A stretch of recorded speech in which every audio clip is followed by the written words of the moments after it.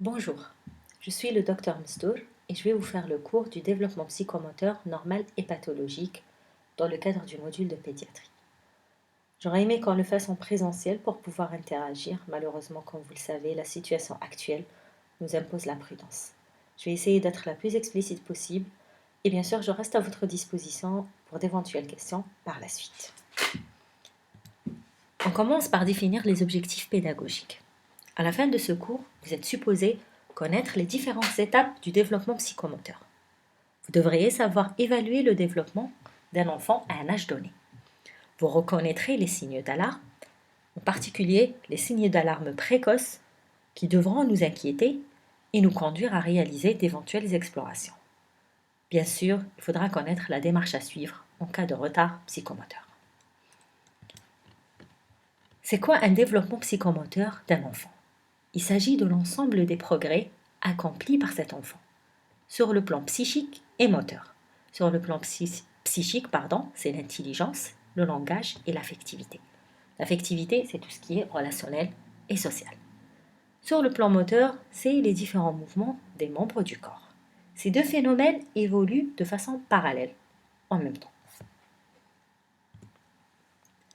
Il est important de noter que pour qu'il y ait un développement psychomoteur normal, il faut que certaines conditions soient réunies.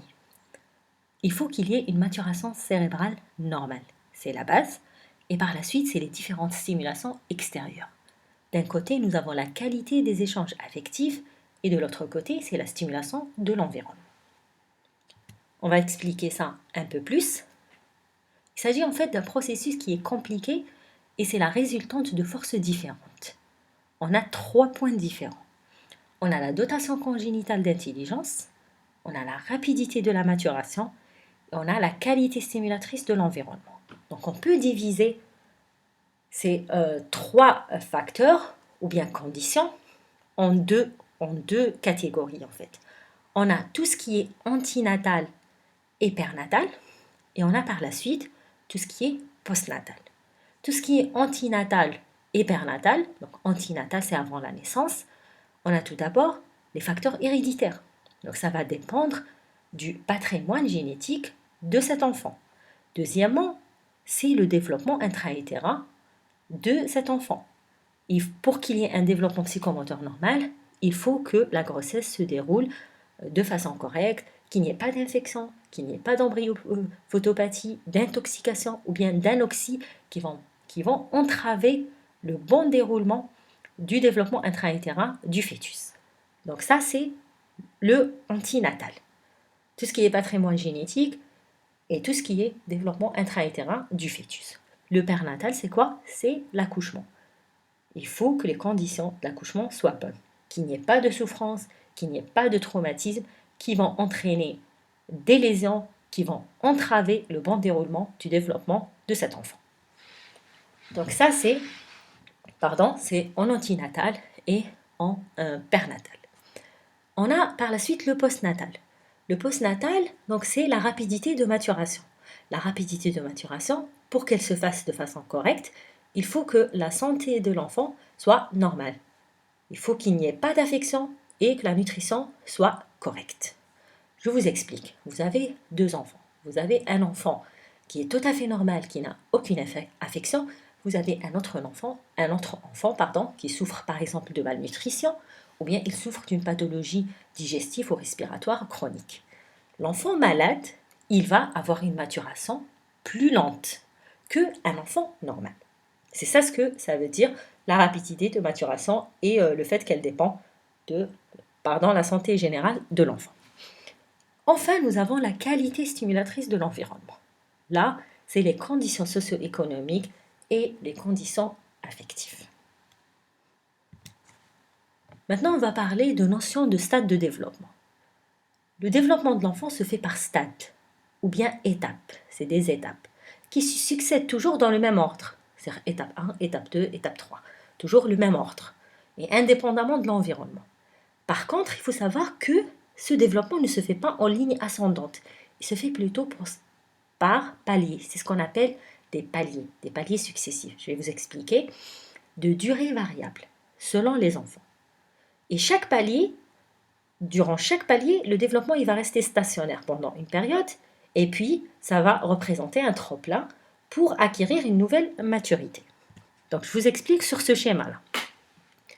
Ce qu'on a dit, ça ne se fait pas de façon linéaire. Donc là, on n'a pas mis une ligne comme ça, action ou bien acquisition après acquisition après acquisition.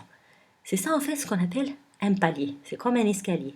Donc on monte d'abord ici et après on reste un petit moment ici. Et après on remonte et on reste un petit moment et on remonte.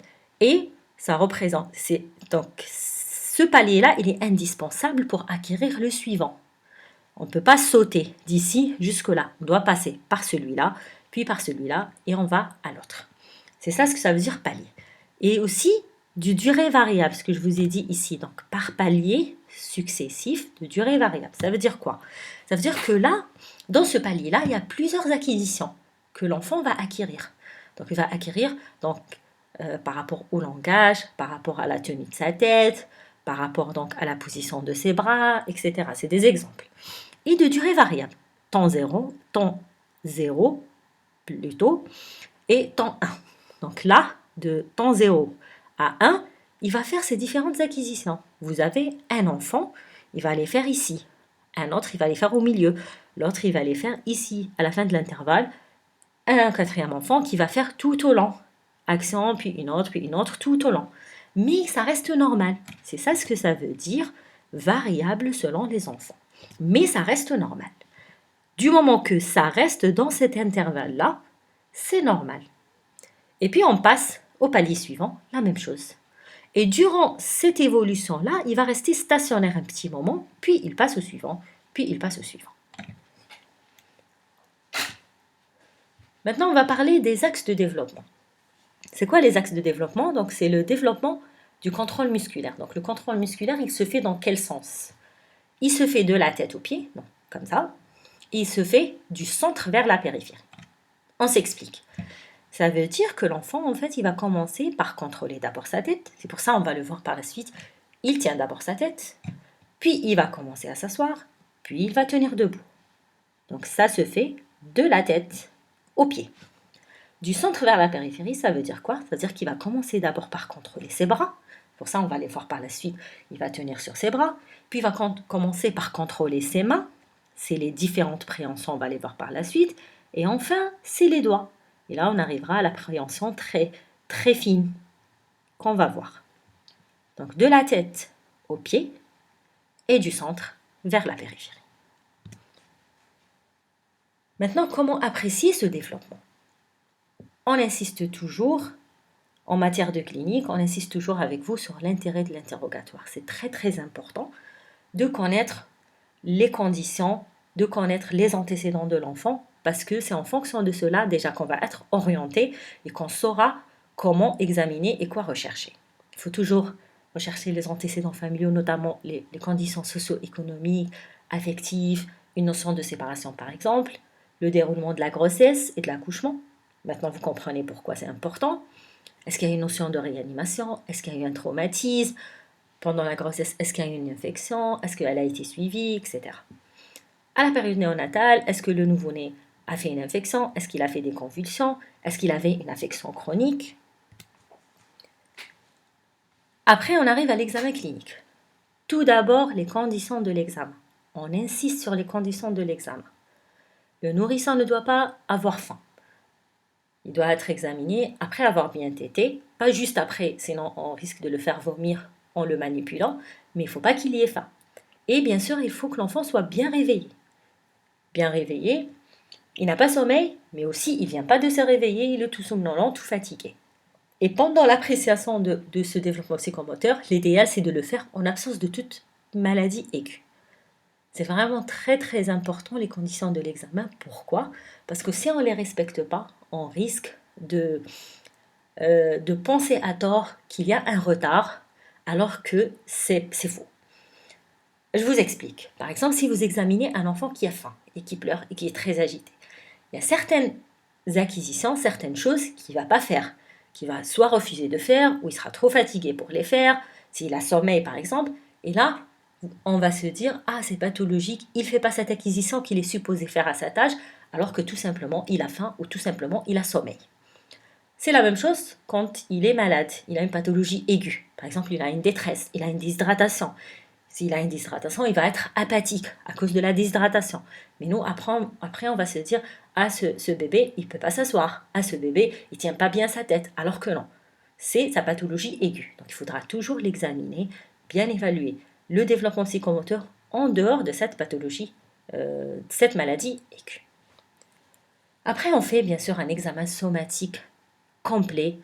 On commence par les données anthropométriques, on vous a expliqué ça dans le cours de la croissance. On recherche tout ce qui est signes pathologiques, on fait un examen complet, on recherche des dysmorphies, etc. L'examen neurologique également, il est très important. Il faut toujours le faire en fonction de l'âge du bébé. On se réfère aux repères habituels pour l'âge. On étudie le tonus, on recherche un déficit moteur, on cherche également un déficit sensoriel. Et l'estimation se fait toujours en fonction de l'âge.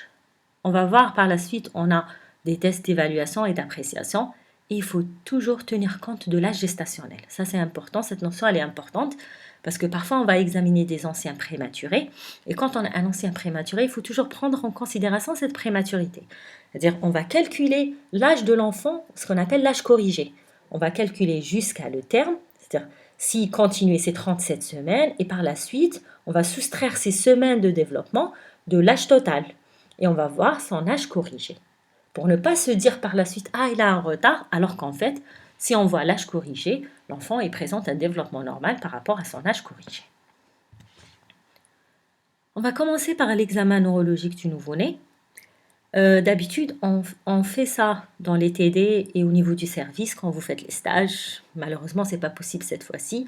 L'idéal, ça aurait été vraiment de le faire au service avec un nouveau-né pour bien comprendre, pour retenir. Mais je vais essayer de vous expliquer et Inch'Allah, dès que ça va reprendre, et si vous reprenez les stages, il faudra passer au service et comme ça, vous allez le voir, vous allez fixer plus. Encore une fois, on insiste sur les conditions de l'examen. Chez le nouveau-né, le principe, c'est ne pas nuire. Ne pas nuire. Pour cela, vous avez 3 conditions impératives à respecter. Ne pas refroidir, ne pas infecter et ne pas traumatiser. Donc ça, c'est la règle. Pour cela, il faudra une ambiance thermique adéquate, il faudra des règles d'asepsie strictes, donc lavage des mains, on enlève les bijoux, donc tout ce qui peut contaminer le nouveau-né, on évite. Un nouveau-né bien réveillé, comme on a dit, loin des phases postprandiales, dans une salle calme, qui est bien éclairée, et l'idéal, c'est que la mère soit présente. On commence par observer le nouveau-né. L'observer, un nouveau-né normal, la position spontanée d'un nouveau-né, c'est un nouveau-né qui est en flexion des 4 membres. Je vais vous montrer par la suite une photo, qui a une activité spontanée qui est très riche. C'est un nouveau-né qui n'est pas figé, qui est en train de bouger dans tous les sens de façon asymétrique. Il bouge les membres de façon asymétrique. On évalue son état de vigilance, l'état de veille et de somnolence, et le cri. Est-ce que c'est un cri normal? Est-ce que c'est un cri plutôt aigu ou bien c'est un cri plaintif? On commence par apprécier le tonus. Donc vous avez le tonus, on a 3 grands chapitres. Vous avez le tonus passif, vous avez le tonus actif et on a les réflexes archaïques. On commence par le tonus passif. Le tonus passif, c'est tout d'abord la posture. Comme je vous ai dit, la posture du nouveau-né. Vous voyez le nouveau-né, comment il est? Un nouveau-né normal, c'est un nouveau-né comme ça, qui est tout rose, qui a une activité très riche. Si on le voyait bouger, donc il va bouger dans tous les sens. Et cette posture en quadriflexion. Membre inférieur en flexion, membre supérieur en flexion. On va étudier les angles toujours dans l'étude du tonus passif. Vous avez la première angle, c'est l'angle talon-oreille, ou ce qu'on appelle la manœuvre talon-oreille. C'est quoi cette manœuvre? Vous avez un nouveau-né qui est en décubitus dorsal. Et là, on prend les membres inférieurs, on essaye de les mettre en extension, on les met en extension, et on va les mettre en extension sur l'axe du tronc. Vous voyez, donc ça c'est le tronc, ça c'est l'axe du tronc, et on les met en extension sur l'axe du tronc.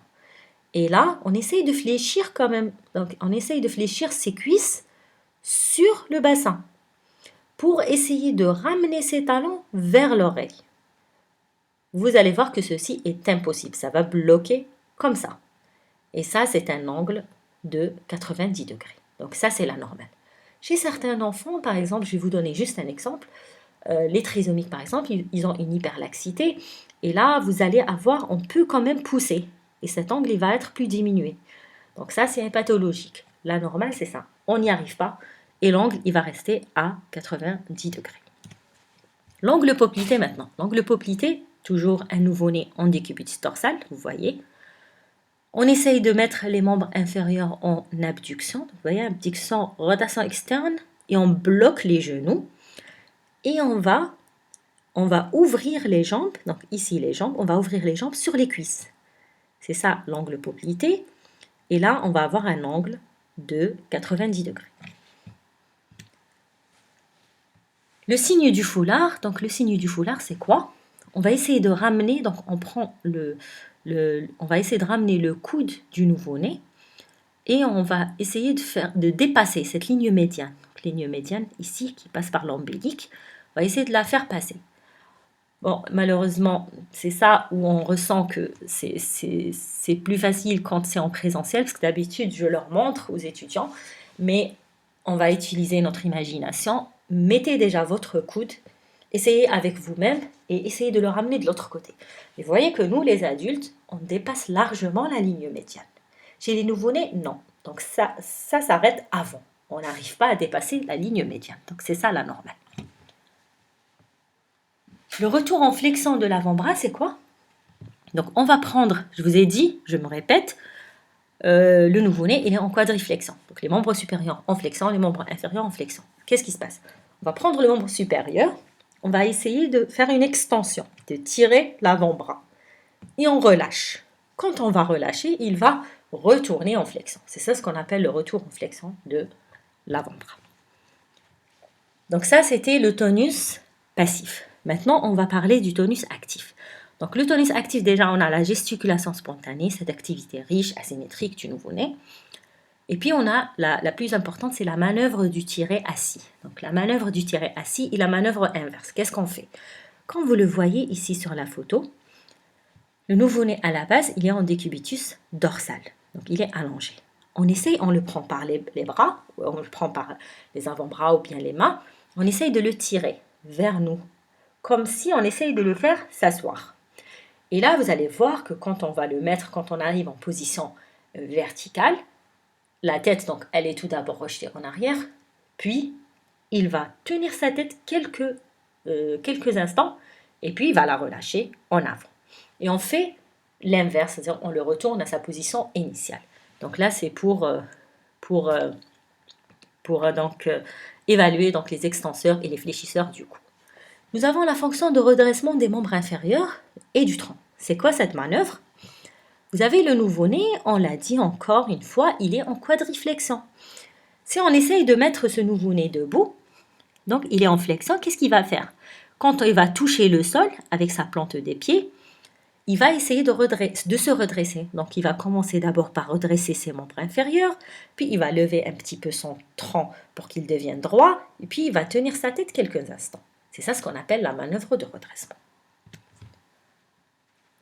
Donc ça, c'était le tonus actif. Maintenant, on va parler des réflexes archaïques. Le réflexe le plus important, c'est le réflexe de succion. En introduisant le petit doigt dans la bouche de l'enfant, il faut que ça soit de façon stérile. On va entraîner un mouvement de succion. Et il faut qu'il y ait un synchronisme entre la succion et déglutition. C'est pour ça que c'est plus correct en fait de l'appeler réflexe de succion-déglutition. Donc cette introduction-là, cette stimulation au niveau de la bouche, à l'intérieur de la bouche et du palais, elle va entraîner un mouvement de succion et cette succion, elle va être suivie d'une déglutition efficace. Et c'est ce qui permet au nouveau-né de téter de façon normale et naturelle. Maintenant, le réflexe des points cardinaux. C'est quoi le réflexe des points cardinaux? Vous voyez ici sur la photo, donc là, les points cardinaux, donc c'est de part et d'autre des commissures labiales, en haut et en bas. Donc quand on stimule de ce côté-là, qu'est-ce qu'il va y avoir? Il va y avoir une attraction de la langue de la bouche. Et rotation de la tête vers ce côté-là, et puis début de la succion, déglutition. Et la même chose de l'autre côté. Donc, on stimule par là, il va tourner de ce côté-là. Donc on stimule de ce côté, il va tourner. En haut, c'est la même chose et en bas, c'est la même chose. C'est ce qu'on appelle le réflexe, c'est des points cardinaux.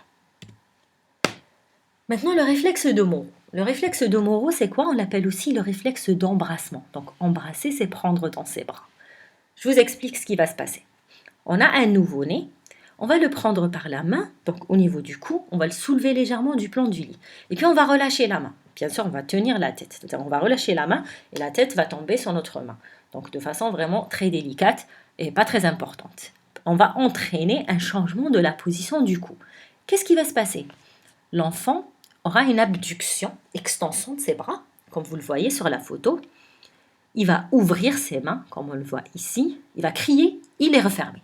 Bien sûr, le tout se fait de façon très très rapide. On va le voir ici sur la vidéo.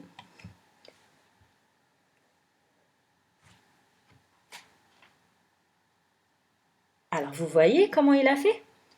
Donc, il relâche un petit peu la tête. Et hop, il ouvre ses bras, il ouvre ses mains. Normalement, il crie, là, il a la sucette. Et il referme. Donc, le tout se fait vraiment de façon très rapide. Maintenant, le grasping. Donc, le grasping, c'est quoi? Donc, le grasping, on l'appelle aussi le réflexe d'agrippement. Pourquoi?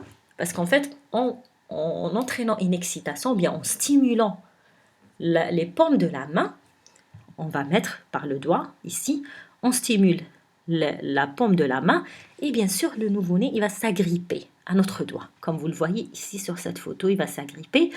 Et carrément, il s'agrippe tellement bien qu'on peut le soulever légèrement du plan du lit. Donc c'est très très agréable à faire quand vous le faites. Les parents, ils sont un peu inquiets, ils ont peur qu'il tombe, mais bon, on ne le soulève pas beaucoup, donc juste légèrement du plan du lit.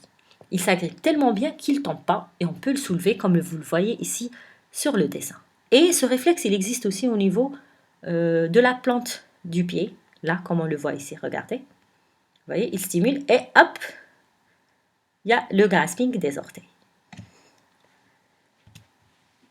Le réflexe d'allongement croisé. C'est quoi le réflexe d'allongement croisé? Vous avez donc un nouveau-né qui est ici en décubitus dorsale. On prend un membre inférieur, on va le tenir, c'est-à-dire le fixer en extension. Et on va stimuler la plante du pied. Qu'est-ce qui va se passer? Le nouveau-né, il va ramener son autre pied. C'est comme pour vous chasser. Donc, il va le ramener de l'autre côté, ce qu'on appelle l'allongement croisé. Donc, un croisement de l'autre membre inférieur. La marche automatique, ça aussi, c'est très agréable à faire. Et les parents sont tout contents, mais en fait, c'est un réflexe archaïque. Donc, on maintient l'enfant, comme vous le voyez sur ce dessin, en position debout, sur un plan dur, donc un plan assez dur. Et quand on fait ça, on va l'incliner légèrement en avant. Qu'est-ce qui va se passer? Il y aura un déclenchement d'une marche, il y aura une succession d'un pas après l'autre. Donc, on aura l'impression que le nouveau-né est en train de marcher, ce qu'on appelle la marche automatique.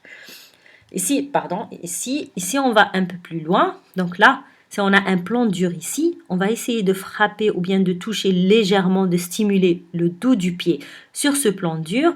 Et l'enfant, qu'est-ce qu'il va faire? Il va enjamber l'obstacle. C'est ce qu'on appelle le réflexe d'enjambement. Donc on fait la marche automatique et puis on fait le réflexe d'enjambement de cet obstacle.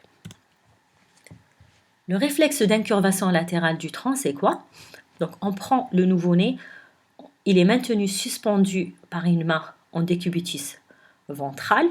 Et là, en stimulant de ce côté-là, donc il y aura une incurvation du tronc de ce même côté stimulé.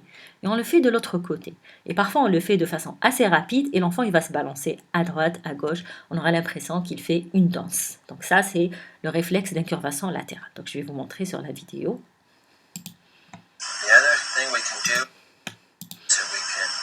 Look at a galant reflex, which is actually putting the baby in ventral suspension and then stroking one side, the back, and the buttock should curve towards the stimulus. So you can see that there is a positive galant and having the baby relax. We do the other side, and the buttock curves towards the stimulus on the other side. Donc ça, c'était le réflexe d'incurvation latérale. Donc, on va essayer de résumer, de récapituler un peu toutes les capacités qu'on a pendant la période néonatale. Donc, le nouveau-né, normalement, il a un cri vigoureux. Il réagit au bruit et la lumière, mais de façon faible. Il existe une perception visuelle dès la naissance. Il est capable, dès les premières heures après la naissance, de tourner les yeux. Il existe des capacités de détection et de discrimination olfactive. Et il en est de même sur le plan gustatif, c'est-à-dire que le nouveau-né, il perçoit les 4 saveurs primaires. Pour ce qui est des capacités motrices, on a dit que les mouvements ne sont pas adaptés. Je vous ai dit que l'activité, elle est riche, elle est explosive et elle se fait dans tous les sens de façon asymétrique. La succion déglutition est parfaitement coordonnée, je vous l'ai dit, et c'est vraiment nécessaire pour qu'il y ait un réflexe de succion qui soit normal. Pardon, excusez-moi, les problèmes techniques. Une attitude en quadriflexion, comme on a expliqué. Et les réflexes archaïques, ils sont très accentués au début et commencent à s'atténuer vers le 2e mois. Et ils peuvent persister jusqu'à l'âge de 3 mois. Normalement, à partir de 3 mois, ils sont supposés disparaître. Vraiment, s'atténuer de façon très importante à 2 mois. Par exemple, si on prend le grasping, donc là, vous voyez, au début, carrément, il s'accroche et on peut le soulever. Mais par la suite, au bout de 2 mois, c'est à peine si il s'agrippe de façon très discrète. À 3 mois, ils sont supposés disparaître. À 6 mois, c'est pathologique à 100%. Si on a un réflexe archaïque à 6 mois, c'est pathologique. Le nouveau-né, il dort 17h à 21h par 24 heures. Les premières semaines, le rythme veille-sommeil est fait de succession de cycles de 3 quarts d'heure, on va dire, sans différenciation jour et nuit. Donc voilà, donc nous avons terminé par l'examen du nouveau-né. J'espère que vous avez pu imaginer un petit peu. Vous pouvez regarder plus de vidéos. Je ne vous ai pas mis toutes les vidéos parce que le cours c'est tout le développement psychomoteur, c'est pas uniquement l'examen du nouveau-né. Peut-être qu'on vous fera par la suite le TD, examen du nouveau-né, ou peut-être, Inch'Allah, vous pourrez rejoindre les services pour le voir directement sur les malades, enfin sur les nouveau-nés. Maintenant, on va parler des principales étapes du développement psychomoteur. Donc, à chaque fois, vous allez les voir, on va parler du développement dans des domaines. Donc, on va individualiser 4 domaines. Vous avez la motricité, donc motricité globale et fine, ou bien ce qu'on va appeler la préhension. Vous avez le sensoriel, le langage, l'affectif et le social. Donc, à chaque fois, on va voir des âges différents, des points clés, et dans chaque domaine, l'enfant, qu'est-ce qu'il est supposé faire? De 0 à 2 mois. Donc, sur le plan moteur, au début, à la naissance, on a dit, vous vous rappelez, on a dit le tirer assis. Donc, il contrôle sa tête juste un instant quand on le met en position assise. En décubitus ventral, donc, et ça va persister, bien sûr, jusqu'à 2 mois, mais c'est juste quelques instants. C'est-à-dire, jusqu'à 2 mois, il ne tient pas encore bien sa tête. Si on le met en décubitus ventral, il va soulever le menton. Il va arriver à soulever le menton de 45 degrés. Pour ce qui est de la préhension, le premier mois, vous avez le réflexe, le grasping qui est très marqué. À 2 mois, on a un grasping qui est plus discret. Là, les mains sont souvent ouvertes. Donc, à peine si il s'agrippe un tout petit peu discrètement à notre doigt. Sur le plan sensoriel, donc la vision à la naissance, il fixe une source lumineuse. À 1 mois, il va non seulement la fixer, mais il va la suivre à 90 degrés. À 2 mois, il va la fixer, il va la suivre à 180 degrés. Alors, vous savez, ces repères-là, ils sont vraiment à connaître. C'est des points clés. Il faudra les connaître justement pour après, quand vous allez examiner un enfant à un certain âge, vous allez savoir est-ce qu'il fait ou il ne fait pas ses acquisitions. Donc, si vous ne les connaissez pas, vous n'allez pas savoir les rechercher. C'est pour ça, donc, ces points repères, ils sont vraiment à connaître avec les âges où elles sont supposées se faire. Pour ce qui est de l'audition, à la naissance, il réagit à un bruit fort. Au 2e mois, il localise carrément les bruits. L'affection et le social, le point repère à retenir, c'est le sourire-réponse, qui se fait habituellement à 6 semaines, 42 jours, 40 jours, 42 jours, jusqu'à 2 mois maximum. Le sourire-réponse à différencier du sourire aux anges. Enfin, quand on parle de façon plus familiale, quand vous parlez avec les parents, le sourire aux anges, on leur dit quand il sourit tout seul, comme ça. يضحك وحده, comme on dit nous en arabe. Et le sourire réponse, quand vous lui parlez, quand vous rigolez avec lui, quand vous lui souriez, ça veut dire il vous rend votre sourire. Il faut vraiment différencier les deux. Parce que le sourire réponse, le plus souvent, on le trouve par l'interrogatoire. C'est rarement où on l'a directement à l'examen clinique. Du coup, on doit savoir poser la question aux parents. On leur dit, est-ce qu'il sourit tout seul? Ou bien quand vous le regardez, vous lui souriez. C'est vraiment à différencier. Donc ça, c'est le sourire réponse.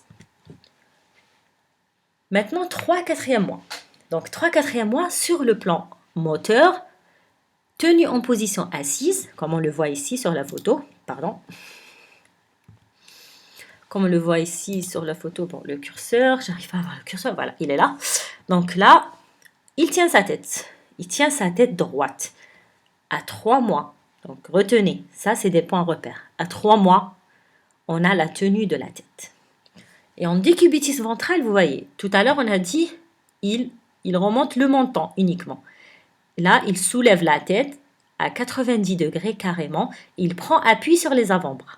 Donc c'est ça la différence. L'appréhension, donc il commence à y avoir, on a dit avant c'était le grasping, maintenant c'est ce qu'on appelle l'appréhension de contact, ou bien ce qu'on appelle l'appréhension involontaire. Ça veut dire quoi? Ça veut dire que si on met un objet dans la main de l'enfant, il va la prendre, il va la tenir. C'est ça, c'est pour ça qu'on dit préhension de contact. Donc au contact d'un objet, il le prend. Le sensoriel, donc la vision là, il tourne complètement la tête pour suivre un objet qui se déplace, et c'est l'âge du regard de la main. Donc 3-4 mois, il prend ses mains, il commence à découvrir ses mains, il les regarde. On appelle ça l'âge du regard de la main. L'audition, sur le plan audition, il tourne la tête vers une source sonore. Quand il entend un bruit, il tourne la tête vers ce bruit. Le langage, c'est là qu'il commence à gazouiller. Et c'est également le langage du corps. Il commence à porter les mains à sa bouche. Il explore du regard. On sent qu'il s'intéresse à l'environnement et commence à explorer par son regard. Le 5e, 6e mois, donc 6e mois, retenez, c'est position assis avec appui. Donc soit il appuie avec ses deux mains, ou bien nous, on met quelque chose qui va le retenir. Donc ça, c'est position assis avec appui, 6 mois. Donc ça, c'est un point repère. En position ventrale, on a dit, vous vous rappelez, menton 45 degrés, puis la tête à 90 degrés, il prend appui sur les avant-bras. Là, carrément, si on le met en position, donc en décubitus ventral, il va prendre appui sur ses mains pour se soulever, carrément. À 6 mois, si on le tient debout, il va commencer à sautiller. C'est ce qu'on appelle le stade du sauteur. L'appréhension, donc là, tout à l'heure, c'était l'appréhension de contact involontaire. Donc là, c'est une préhension plutôt palmaire volontaire. Donc là, c'est une préhension qui est globale, mais elle reste quand même imprécise. On n'est pas encore dans la préhension très fine. Pour ce qui est du sensoriel, la vision, donc là, on a une capacité visuelle qui est pratiquement identique à celle de l'adulte. Il peut accommoder et voir à distance. L'audition, l'acuité auditive est excellente à partir de 4-6 mois. Il tourne la tête vers une source sonore, il est très sensible à la voix humaine, à la musique, et la particularité à sa tâche, c'est là, il tourne la tête à l'appel de son prénom. Donc là, il commence à reconnaître son prénom, et quand il l'entend, il tourne la tête. Pour ce qui est du langage, c'est l'âge du babillage et la lalation. Donc il gazouillait avant, et là, c'est le babillage. Pour ce qui est de l'affection et le social, à 6 mois, c'est l'âge où l'enfant découvre ses pieds et il les porte à la bouche. Donc 7-8 mois. Donc 6 mois, on a dit position assise avec appui. 8 mois, c'est la position assise sans appui.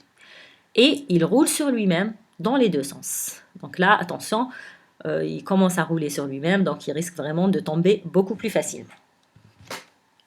Pour ce qui est de l'appréhension, donc là, on a l'appréhension radiopalmaire en pince inférieure. Donc là, l'index, il commence à jouer un rôle plus précis. Donc là, c'est pas juste la plante, c'est pas la fameuse préhension qui est pas du tout précise. Donc là, le pouce, l'index, ils commencent à jouer leur rôle. Et il peut relâcher, c'est-à-dire il prend l'objet, il le relâche de façon volontaire. Le langage, c'est la période du monosyllabe. Donc là, il commence les monosyllabes. Et c'est là qu'on a les dadas et tout. Donc les mamas, les dadas, etc. L'affectif et le social, on a 8 mois. C'est ce qu'on appelle l'âge de l'angoisse. Donc l'angoisse du 8e mois. La peur des visages étrangers. Donc là, il va commencer à reconnaître les visages familiers et bien sûr, il aura peur des visages étrangers. L'angoisse du 8e mois, on peut l'appeler aussi ce qu'on appelle le signe du manteau. Ça veut dire s'il voit sa maman prendre son manteau, il sait qu'elle va partir, il commence à pleurer. Donc c'est l'angoisse du 8e mois.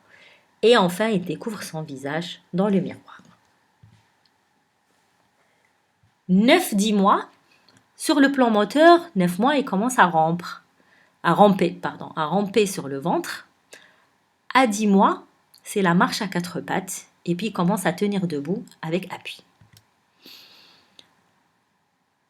L'appréhension, donc on a la pince supérieure, donc c'est la préhension radio-digitale, donc la préhension pouce-index carrément.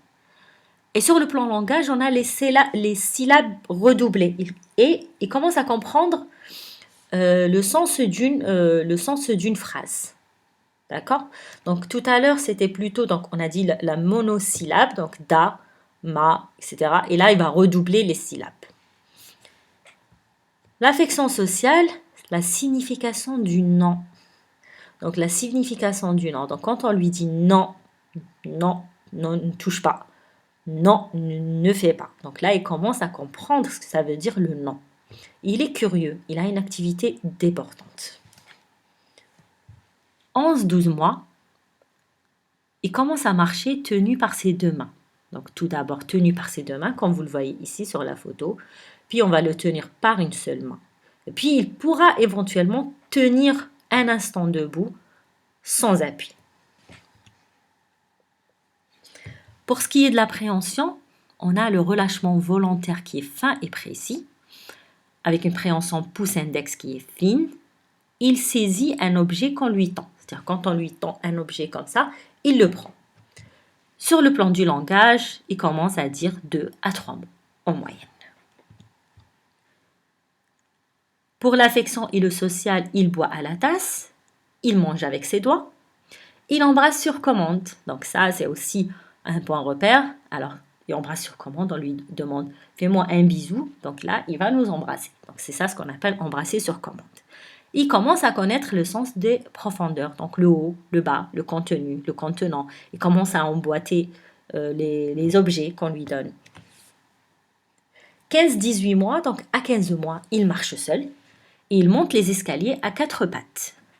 À 18 mois, il commence à courir et il monte les escaliers quand on le tient par sa main. L'appréhension, donc l'appréhension fine, c'est une préhension fine.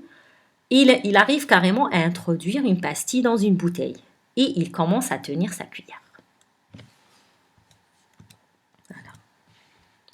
Pour ce qui est du langage, donc on a un langage significatif. Il commence à associer des mots. Donc il associe 2 mots.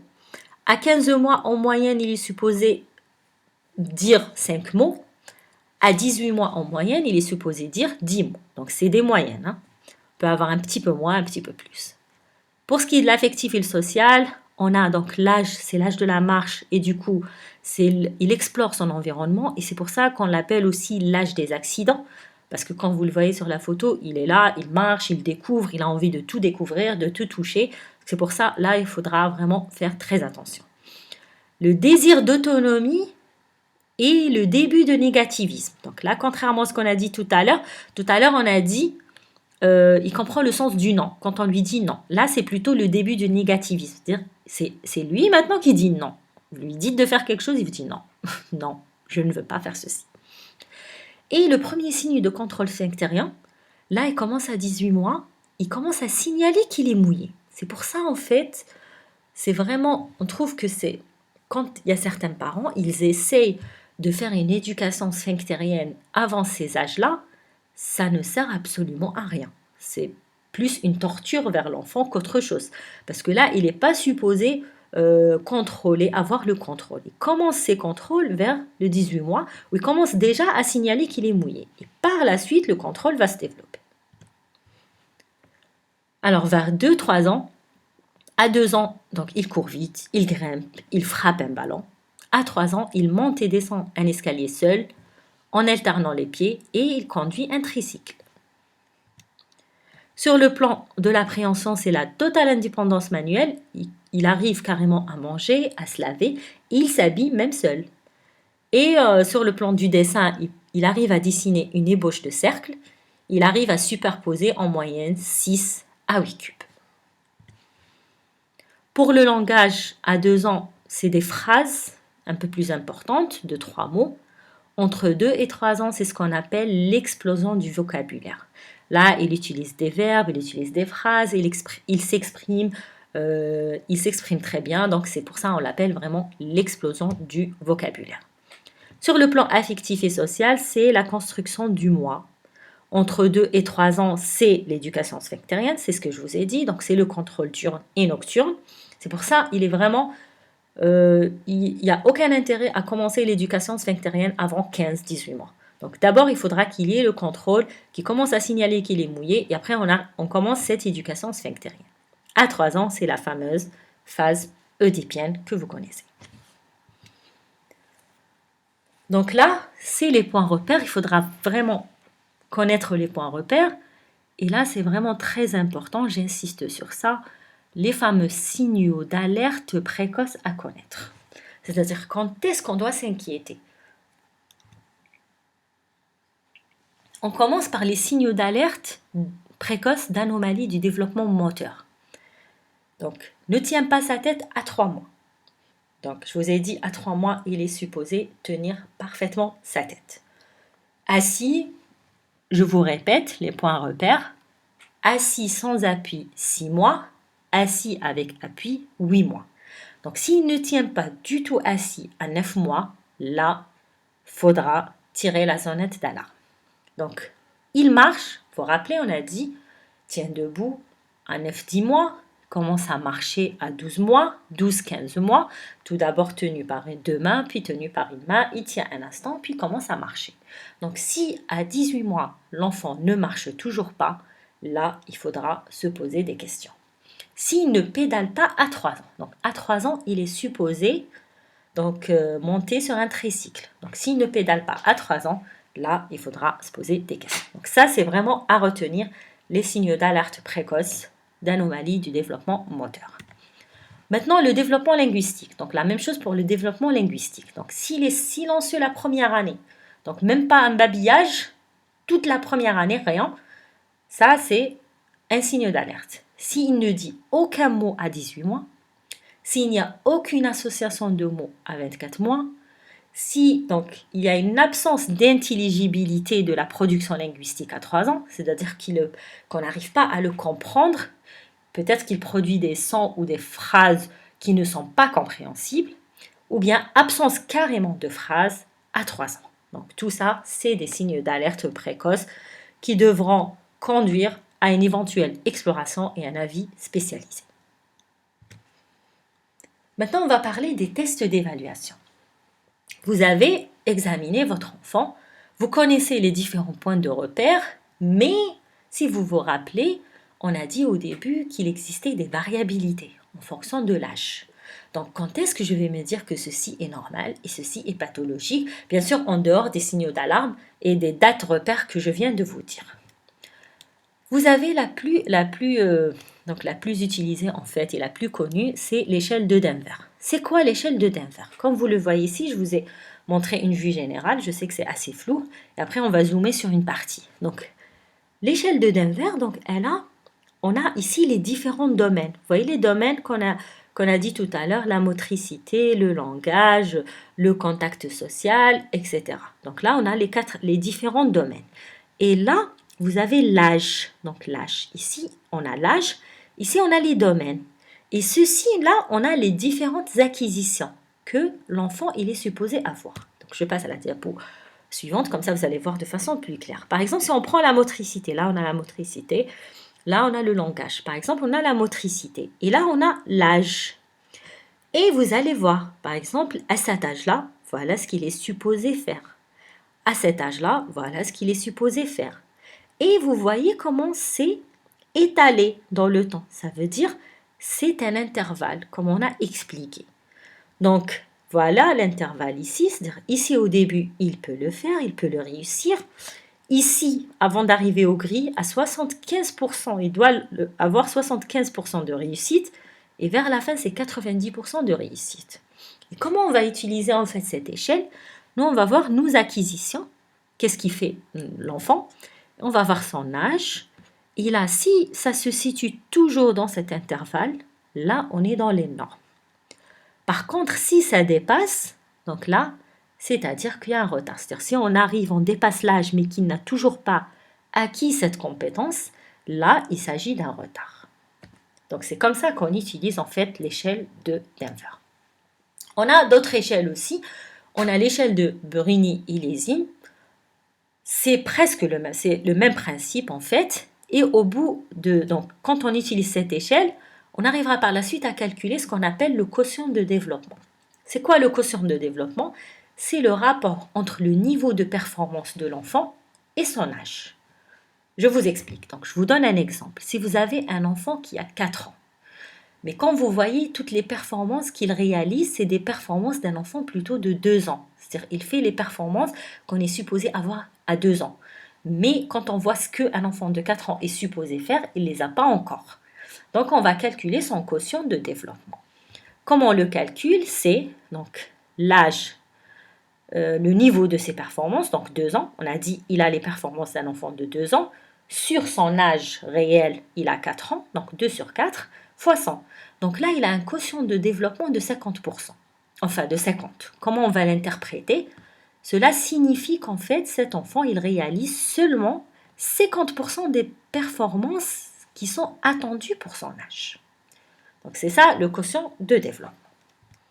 On a également, bon ici je ne vous ai pas mis, chez les enfants plus grands, on a aussi le quotient intellectuel, que vous connaissez, le QI, mais qu'on arrive à faire uniquement à partir de l'âge de 3-4 ans et qui n'est pas réellement stable jusqu'à l'âge de 6-7 ans. Donc ça, c'est le quotient intellectuel. Donc, c'est bon, on a fini notre examen, on a évalué, on a utilisé nos échelles. Donc, par exemple, l'échelle de Denver, au début, vous pouvez vous aider, vous la prenez, elle est téléchargeable et vous voyez, vous vérifiez. Et après, à force de le faire, on retient les chiffres et on identifie les retards. Donc, au bout de cet examen, de ces tests d'évaluation, est-ce qu'il y a ou non un retard psychomoteur? Si la réponse est non, très bien. Donc, on va continuer à suivre l'enfant, à le voir dans les consultations systématiques. Si, par contre, si on a un retard, maintenant, il faudra individualiser le type de retard. Est-ce qu'il s'agit d'un retard global ou bien isolé? Ça veut dire quoi? Vous avez vu les différents domaines qu'on a vus à chaque fois qu'on parlait d'étapes du développement psychomoteur. Un retard global, c'est un retard qui touche à tous les domaines. Ça veut dire que l'enfant, il a un retard dans la motricité, il a un retard dans le langage, il a un retard dans le contact social et l'affectif. Un retard isolé, ça veut dire quoi? Ça veut dire que c'est un enfant qui a une motricité qui est normale pour son âge, qui a un contact affectif qui est normal pour son âge. Par contre, par exemple, on prend un exemple. Par exemple, il a un retard du langage. Donc ça, c'est un retard isolé. Par la suite, on va individualiser aussi, est-ce qu'il s'agit d'un retard fixe ou bien évolutif progressif? Je vous explique la différence entre les deux. Donc un retard fixe, ça veut dire qu'en fait, il dépend en fait de lésions cérébrales le plus souvent ou bien atteinte qui est déjà là, c'est-à-dire que l'enfant, il va avoir ses différentes acquisitions avec un retard. Mais toutes les acquisitions. Un évolutif, par contre, quand je vais vous expliquer l'évolutif, vous allez comprendre mieux. L'évolutif, c'est quoi? C'est-à-dire que l'enfant, il va avoir des acquisitions. Par exemple, il va s'asseoir, il va se mettre debout, il va commencer à marcher. Et après un certain moment de son développement, il va perdre des acquisitions. C'est-à-dire, il va marcher, et puis, quand la pathologie commencera à se voir, on va donner par la suite quelques exemples, il va arrêter de marcher. C'est-à-dire qu'il va perdre une acquisition qu'il avait déjà acquis. Contrairement au fixe. Au fixe, le tout se fait avec un retard. Il l'a jamais acquis avant, mais le tout se fait avec un retard parce que les lésions, en fait, elles sont fixes. Et c'est l'exemple type des atteintes antinatales. Par exemple, si on a une méningite avec des séquelles, si on a une souffrance cérébrale, quand le nouveau-né il va naître, il va avoir une souffrance, donc il y aura une anoxie, une encéphalopathie anoxo-ischémique, il y aura des séquelles par la suite. L'évolutive, par contre, c'est tout ce qui est maladie, par exemple, neurodégénérative. Donc le développement est normal au début, et puis les lésions dégénératives commencent à s'installer. Du coup, l'enfant, il va perdre ce qu'il a déjà appris. Donc j'essaie vraiment de vous simplifier pour que vous puissiez comprendre. Maintenant, je vais vous donner juste quelques points repères pour s'orienter devant un retard psychomoteur. Donc si on a une anomalie, on a quelques signes qui vont nous orienter plus vers une atteinte centrale, qui est la plus fréquente, et certains signes qui vont nous orienter vers l'atteinte périphérique. Donc vers l'atteinte centrale, on aura beaucoup plus une hypotonie axiale. La force musculaire, elle sera correcte. On aura des réflexes ostéotendineux qui seront vifs, des signes de dysmorphie qui vont nous orienter vers un contexte syndromique, des anomalies du périmètre crânien, des troubles oculomoteurs, des convulsions associées, une épilepsie associée, et le plus souvent, c'est une anomalie globale du développement. Par contre, quand on a une atteinte périphérique, ça sous-entend que c'est beaucoup plus musculaire. C'est-à-dire que ça touche beaucoup plus le moteur. Et le développement cognitif est le plus souvent normal. Ça sera plus une anomalie isolée qu'une anomalie globale. Donc l'hypotonie, elle sera axiale et périphérique. On aura une faiblesse musculaire. Les réflexes ostéotendineux, ils seront diminués, voire carrément absents. On aura un périmètre crânien qui est normal, puisque c'est une cause périphérique. Et on pourra avoir des difficultés alimentaires et respiratoires. On va donner juste quelques exemples des principales étiologies pour ne pas vous encombrer. Le plus important, c'est en fait de connaître la démarche et de s'orienter. Là, je me répète un tout petit peu parce que je vous ai déjà donné des exemples tout à l'heure. Le retard psychomoteur fixé, je vous ai expliqué, en fait, c'est des anomalies, des lésions qui existent déjà. Et c'est l'exemple type des aberrations chromosomiques, des cadres syndromiques, c'est-à-dire que l'enfant, il est né déjà avec un problème. Et donc, son développement va être retardé, voire entravé. Et on a aussi les atteintes postnatales. Donc, à la naissance, il fait une souffrance, une encéphalopathie anoxo-ischémique, et donc on aura des séquelles. La maturation cérébrale ne se fera pas de façon normale. Une méningite, par exemple, une méningoencéphalite, donc tout ça va entraîner un retard. Le retard psychomoteur évolutif, là, je vous ai mis important. Pourquoi ? Parce que là, il faut vraiment s'acharner à retrouver une étiologie pour laquelle nous avons un traitement.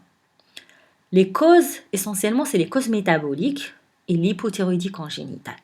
Ça, c'est important parce qu'on doit les diagnostiquer le plus précocement possible pour mettre un traitement. Et si on met traitement précocement, le développement, on peut rattraper et l'enfant peut avoir un développement psychomoteur normal. Les maladies métaboliques, vous avez des exemples de maladies métaboliques.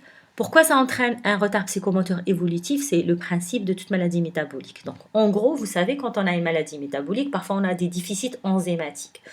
Et du coup, on a un produit qui va être déficitaire parce qu'on a cet enzyme qui manque et donc on ne va pas le produire. Et donc, on aura les effets de ce produit, c'est-à-dire ce produit, il sert à quoi? Il est déficitaire et on aura des conséquences par rapport à ça. Et de l'autre côté, on a un produit qui ne va pas être transformé et donc il va s'accumuler, il va entraîner une surcharge. Et en fonction d'où ce produit il va s'accumuler, on aura les conséquences par la suite. Par exemple, on a des produits qui vont s'accumuler au niveau cérébral, ils vont nous entraîner des lésions qui vont apparaître secondairement et qui vont entraîner ce retard-là. Donc l'enfant, il va marcher par exemple, il va perdre cette marche. L'enfant, il va s'asseoir, il va perdre cette position assise. C'est ça ce qu'on appelle en fait le retard évolutif.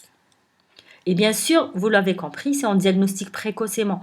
On va éviter cela. C'est on met un traitement précoce, on va éviter ces déficits, on va éviter ces surcharges et donc on va éviter les conséquences et on va permettre à l'enfant d'avoir un développement psychomoteur normal. Donc, toujours s'acharner à trouver ces étiologies curables et par la suite explorer le reste des étiologies. Donc voilà, je pense qu'on a fait le tour de la question. Donc pour conclure, il faudra vraiment retenir les points repères. reconnaître les signes d'alerte, on insiste, donc les âges clés qui devront nous inquiéter, intérêt d'un bon interrogatoire, un examen clinique pour orienter notre démarche diagnostique. Bon, malheureusement, on n'est pas en direct pour les questions, mais après, si vous avez la moindre question, vous pouvez me les transmettre et j'essaierai d'y répondre sans problème. Et je vous remercie pour votre attention. Merci.